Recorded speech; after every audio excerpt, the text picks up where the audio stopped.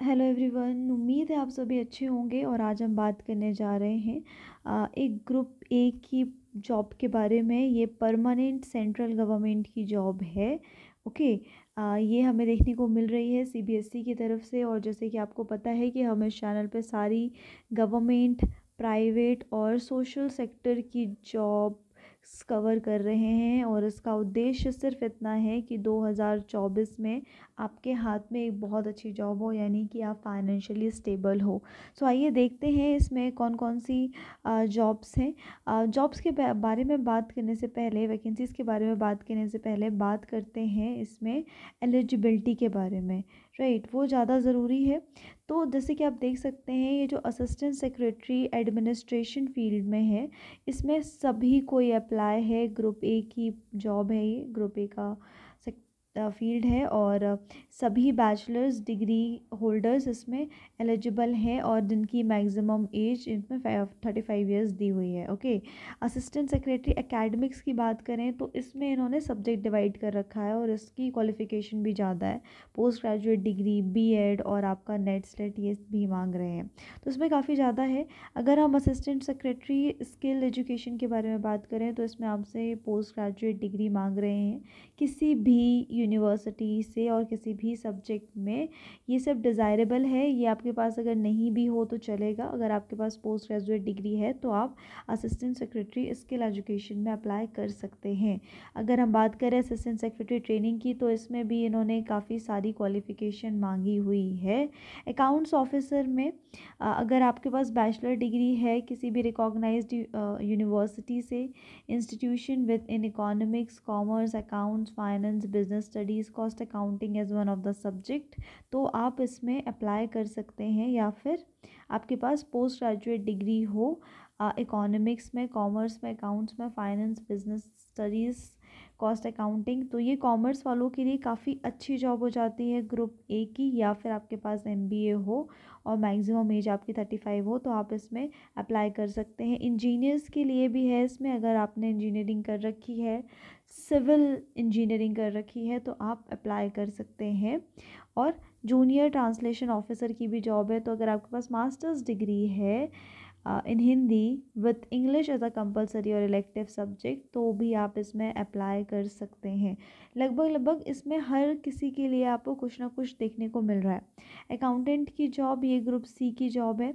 अगर आपके पास बैचलर डिग्री है economics, commerce, account, finance, business studies, cost accounting as one of the subject, तो आप इसमें अप्लाई कर सकते हैं। साथ ही साथ आपकी जो टाइपिंग स्पीड है वो 35 वर्ड्स पर मिनट होनी चाहिए इंग्लिश में और 35 वर्ड्स पर मिनट होना चाहिए हिंदी में, तो आप इसमें अप्लाई कर सकते हैं। और जूनियर अकाउंटेंट की पोस्ट है, तो इसमें भी आपका जो जिन्होंने 12th में कॉमर्स लिया हुआ है वो इसमें अप्लाई कर सकते हैं। ओके।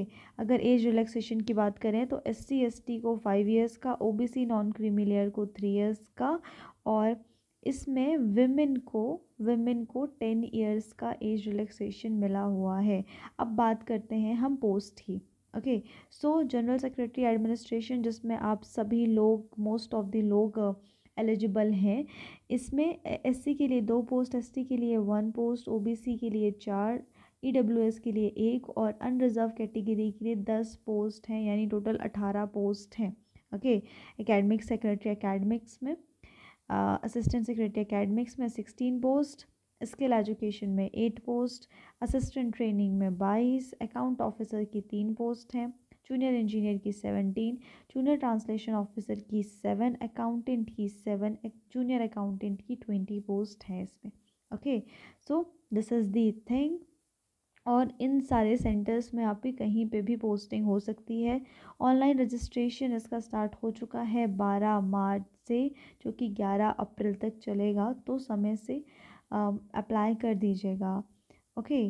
देन हम आगे बढ़ें। इसका जो स्कीम, इसमें सिलेक्शन कैसे होना है, और सबसे पहले तो बात करें एग्ज़ाम फ़ी की, तो अनरिजर्व्ड ओबीसी और ईडब्ल्यू इस कैंडिडेट के लिए जो ग्रुप ए की पोस्ट है उसमें आपको 1500 फ़ीस लगेगी, और ग्रुप बी सी की पोस्ट के लिए आपको 800 लगेगा। लेकिन एससी एसटी और वेमेन ये इन एग्जेम्प्टेड है फ़ीस से। और आप जितने एग्ज़ाम के लिए, में से मान लीजिए आपको मल्टीपल पोस्ट के लिए अप्लाई करना है तो आपको उसके लिए अलग अलग फ़ीस लगेगी। Okay, so this is the thing. अगर हम स्कीम ऑफ एग्जामिनेशन की बात करें तो असिस्टेंट सेक्रेटरी, जिसमें आप मोस्ट ऑफ द लोग एलिजिबल हैं, उसमें 2 टायर एग्ज़ाम होगा। तो फर्स्ट एमसीक्यू बेस्ड होगा फर्स्ट टायर में, और सेकंड में डिस्क्रिप्टिव टेस्ट होगा।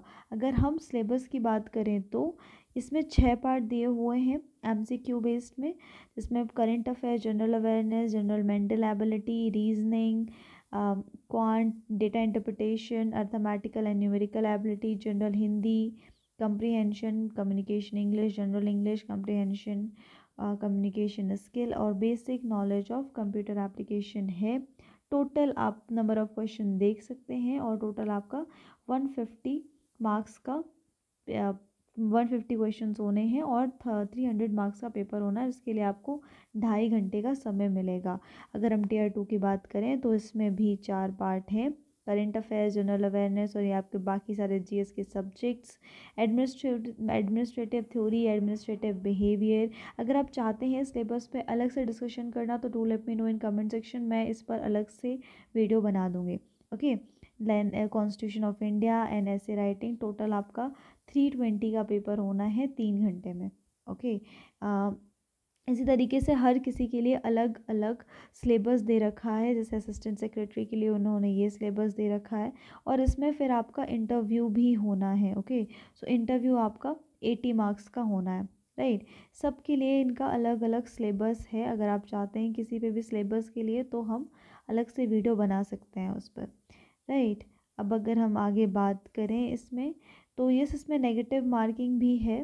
Okay, yes, this is negative marking. So आपका जो टीयर 1 है इसमें 2 मार्क्स अगर आप क्वेश्चन सही करते हैं तो आपको मिलेगा, और 0.5 मार्क्स की इसमें नेगेटिव मार्किंग इन्होंने रखी हुई है। Okay, so this is it. हम सारी ज़रूरी इंफॉर्मेशन इसके बारे में कवर कर चुके हैं। अगर आप सिलेबस में डिटेल वीडियो चाहते हैं तो do let me know in comment section, I will try to make that in a particular section. Okay, all the best, do subscribe to this channel ताकि आपको एग्ज़ाम की लास्ट डेट आने से पहले आपको पता चल जाए। इसमें हम सोशल सेक्टर, प्राइवेट सेक्टर, हर किसी की जॉब कवर करने वाले हैं। So all the best, prepare well and get your seat, your selection. Thank you.